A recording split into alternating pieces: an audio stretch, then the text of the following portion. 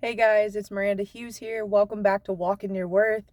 If you're new here, just welcome. And if you haven't yet, go ahead and hit that like, subscribe, and hit the notification bell so that you don't miss anything that I post or upload. You definitely don't want to miss this stuff. Again, this is brand new content. Don't know if this will remain up or not. Like I said, I'm going to push it as far as I can go because a lot of women definitely need to hear this information. So just bear with me. I'm in my new vehicle and I'm actually at McDonald's off of their Wi-Fi.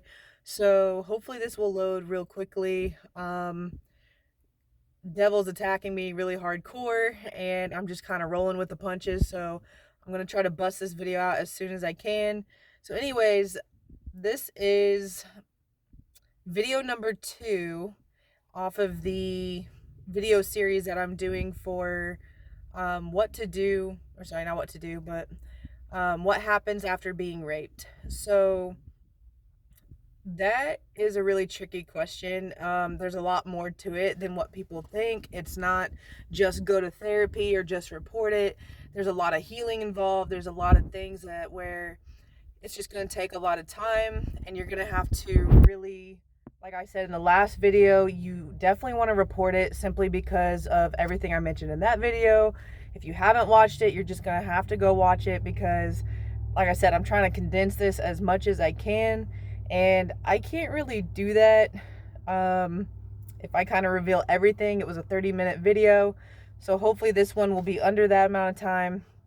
But anyways, so you want to report it. I'm just going to sum it up because it's beneficial for you, even if you're scared, embarrassed, awkward, mortified, whatever it is. Even if you think people won't believe you, you definitely need to report it. And again, if you want to know why, go watch that video on there. I don't have the link for that set up, so I'm sorry, you're just gonna have to search for it. This was kind of a last minute thing, but I really want to get this video out. So God just put it on my heart and I really need to do it. So that's why I'm just winging it as I am. So let's get into it.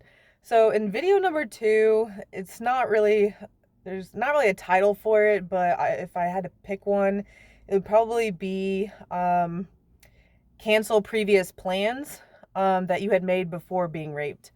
And the reason why I say that is because obviously before you were raped, you may have been planning to go to a family gathering, a concert, a birthday party. Maybe you're just going to go to the mall. Maybe you had a vacation planned or something. So depending on what those things are and obviously your comfort level of what you feel like you can handle as far as tackling the public and your mindset and your mentality of your mental state. For me, I kind of shut down hardcore. Like I didn't want to be around anyone. I didn't want to talk to anyone. I really isolated myself and shut people out and I shut down. Like it was just it felt like the whole world just like came crashing down on me. So if that happened to you, more than likely I obviously wouldn't blame you because I've been there. I know how that feels and why. But if you're someone where you're in shock still and maybe just you haven't processed it enough, this is why like there's some people like they act this way. Like if they've been raped multiple times or if they just grew up in a household where, there wasn't a lot of standards or there wasn't a lot of protection from that. They just were exposed to that kind of thing all the time. It may come off normal to them, even though they don't like the behavior, even though they don't agree with any of that. They may just kind of suppress it and then just continue on with their plans. So that's why I'm telling you that that's not a good way of handling it. And just a disclaimer, because I have to put this in every single video, I am not a therapist, I am not a counselor, and I am not a psychiatrist. Okay? So if you are attending to any one of those things or seeing any one of those doctors, please continue going. Do not stop just because you're watching my video or just because, like, this is not meant to heal you completely. This is just to give you some guidance or some advice. But again, it's it's not 100% going to work for every single person. Okay. This is meant for who it's meant for. And that's why I'm putting this up on this YouTube channel, is because if there's someone who can relate to what I'm going through and this can help them, then that's awesome. But if they really do need more, if they need medication, if they need STD testing, if they need counseling, anything like that, more like one-on-one professional, excuse me, like that's not what this is. This is my YouTube channel and I'm just sharing my story with you, so I'm keeping it real.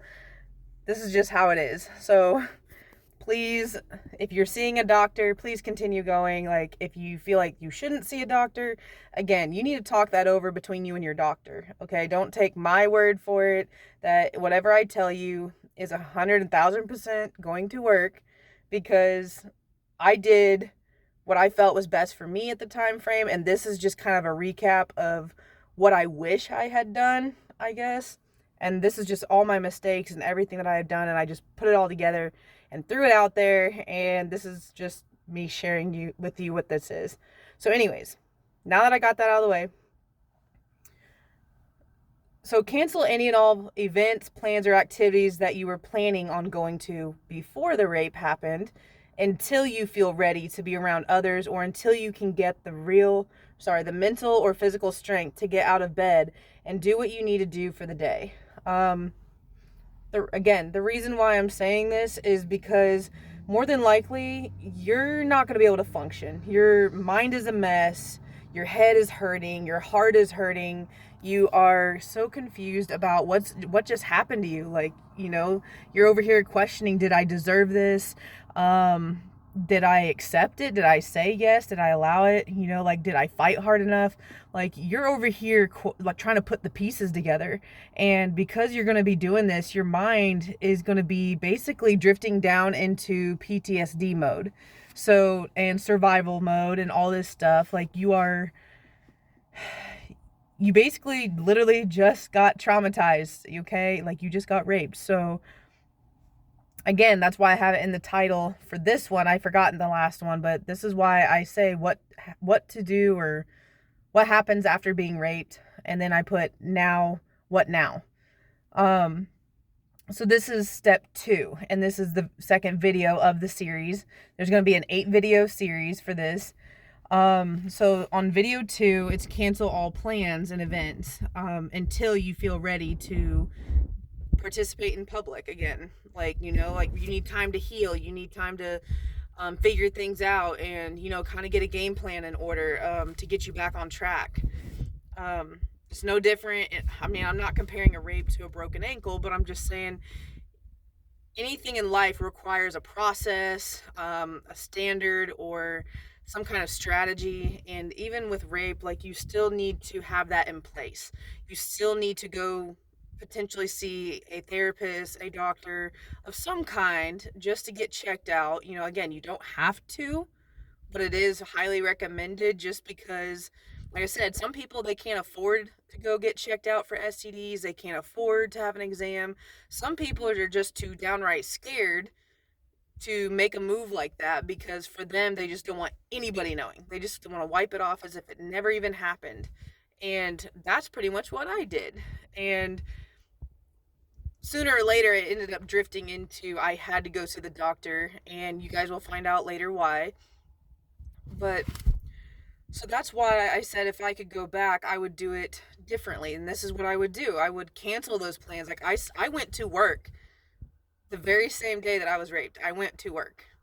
Okay? It's not that I shrugged it off. It's just I didn't realize that I had a choice. Like, I had vacation time. I had personal time off. But I didn't use it because, like, I didn't even think. It's like, what do I even put on the paper for that? Hey, just got raped. Like, not going to be in today. Like, I'm not trying to crack a joke. It's just, that's the reality of it, is what am I supposed to put on the paper, to let someone know why I need time off? I can't say I'm sick, and I can't say, and I know most people just say, well, just lie, but it's like, no, I'm trying to be as honest as I possibly can. And even when I go through things like that, it's like, that's what I mean by you might not be able to process things properly. So Anyways, examples of what you need to potentially, withdraw from or hold off on when it comes to plans, especially after being raped, is work, school, concerts, night with friends, family gatherings, dates, etc. Things like that, where you just need a couple weeks to really clear your head. Again, pretend it's like, well, not even pretend, like if you consider breaking your ankle or a hip or something like that, it can be like 8 to 12 weeks or longer before you're healed. Um, so after you've been raped, you literally, depending on how violent it was, I mean, it's a crime, depending on what they did, what happened, how things went down, you're definitely going to need some alone time for just you and God to sort things out, to ask yourself the tough questions, and to write down whatever it is that you need to get it out of your mind. Um, Taking time to just, listen to songs that you can relate to. Um, if you just need to have a crying session or a screaming session, or maybe you just need to be alone because you just hurt so much, and it's like you need that time to heal.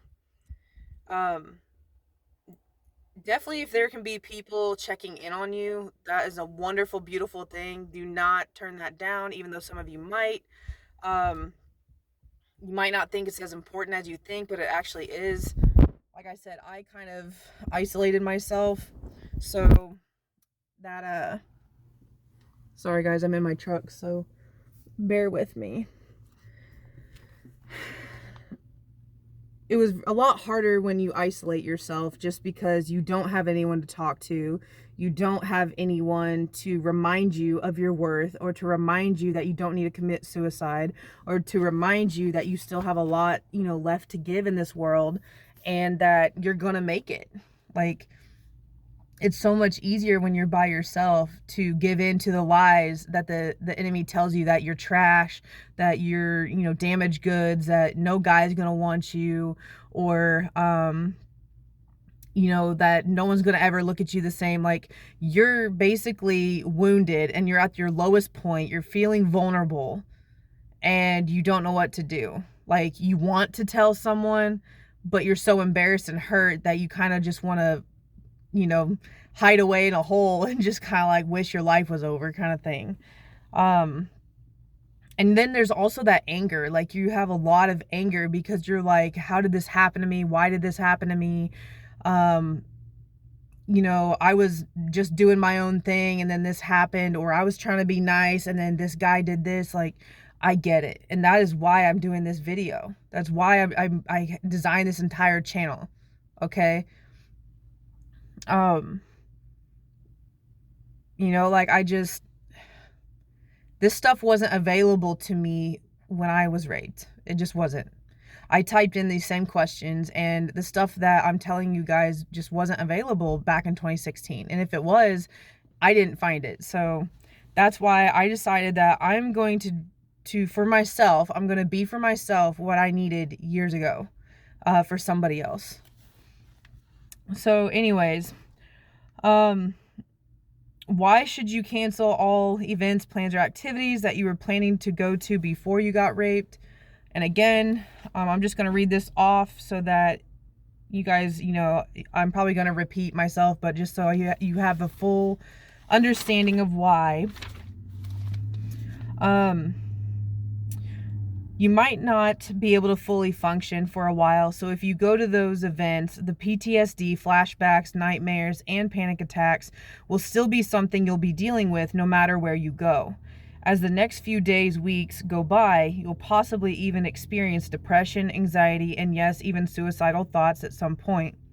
You may even bounce back and forth between being extremely angry, feeling lonely, and in disbelief of what happened, to feeling so vulnerable and sad. You may make attempts to be positive, but the weight of your reality makes it hard to breathe, and the cycle starts all over again with flashbacks popping up when you don't want them to. You relive that horrifying incident even when... It's kind of hard to do with one hand. Okay. even when you close your eyes. That's why it's perfectly okay to take however long you need to reflect, cry, scream, pray, even just breathing through the waves of pain as you start to understand and process what you just experienced. And take the time you need to heal at your own pace. Every person's rape case is different. The healing will be different too. So that's what I mean by, like, for some people, they just need therapy. Other people, they just need to cry it out and spend alone time with God and read their scriptures and go from there. And then there's other people who just constantly, they just want someone by their side because they're too scared of, walking out their door or being left alone. And that's why I'm trying to tell you that if you do feel that you need therapy, please check it out, see what works for you, see what's in your, who is in your area that you can trust, who is within your insurance plan, if you have insurance. If you don't, see what works for you, for those of you who don't have insurance. And that, again, that is another reason why I created this channel, because I know there's a lot of you who have insurance and still can't afford to go to therapy. And then there's those of you who don't have any insurance and you need something accessible to you. You need someone that you can, like, turn to in the middle of the night, or at 4 a.m. or 3 p.m. or 12 noon or whenever, and just at the touch of your fingertips, get on YouTube and hear advice like this. And, just be reminded that you're not alone, that someone knows exactly what you've been through, why you feel the way that you do, and maybe make it make sense just a little bit. Just bring some comfort and some clarity. And that's what I'm saying is, like, God did all this for me, but in reality, he healed me so that I could help you. I mean, that's really the bottom line. Like, I would never, ever thought or imagined that I would ever be doing this. Okay. I couldn't even say the word rape for 4 years because I got raped in 2016, and I couldn't even say the words until 2020. Like, it hit me too hard. Like, I couldn't do it.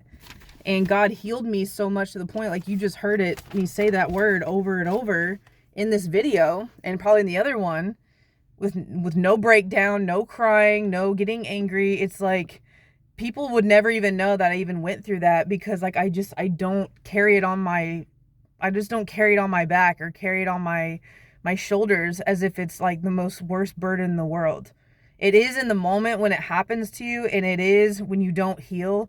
But trust me, when you get on board with God and you allow him to work in your life, to heal your heart, to help you sort things out as far as like what happened, why it happened, who was involved, and you allow him to help you connect those dots and fill in the missing void and pieces. Like, I'm not even kidding, guys. Like, the transformation is phenomenal. So yeah, if you haven't accepted God into your heart yet, or Jesus, sorry, they're pretty much the same, but Jesus is the son. But if you are really wanting to accept Jesus into your heart, then I can do a prayer over you, or I can send you a prayer or something like that. Like, you can email me, you can comment down below, and then I can help you that way. I want you to have a relationship with Christ. I want you to know what it feels like to be free from the burden of being raped, and to not be a victim of that no more. And also not to have the survivor or victim mentality anymore, to enjoy life without feeling afraid all the time, or feeling like you're going to have a PTSD or panic attack come up out of nowhere, a moment like that. Or basically just, I want you to be able to get to a point where you can love yourself again, and you can not be afraid of your past. You cannot feel ashamed of it. You can feel just so free, and it's an incredible feeling. So if that's what you want, then like I said, go ahead and hit that like button, hit the subscribe button, and don't forget to hit the notification bell so that you don't miss another video of mine. And again, feel free to comment down below if you've had a horrible experience. You're more than welcome to share with others. You don't have to. Again, that's really personal and private. So again, only if you feel comfortable for that. Second, if you can relate to this, you can just say I relate, or I agree, or I understand, or something like that, and that's enough. Like, or even just liking this video is enough. Like, really. Again, I'll never push anyone to step out of their comfort zone when they're not ready, but I do challenge women to not let fear of their past keep them from enjoying their present or their future. So if you feel like now is a time to really move forward and to experience a better life, then definitely keep watching my videos. Definitely do the time that it takes to heal and mend that heart that has been so broken. Get on board with Christ and just start your journey. So I love you guys. Have an amazing day, night, wherever you're at. This is Miranda Hughes, and don't forget to walk in your worth. Bye, guys.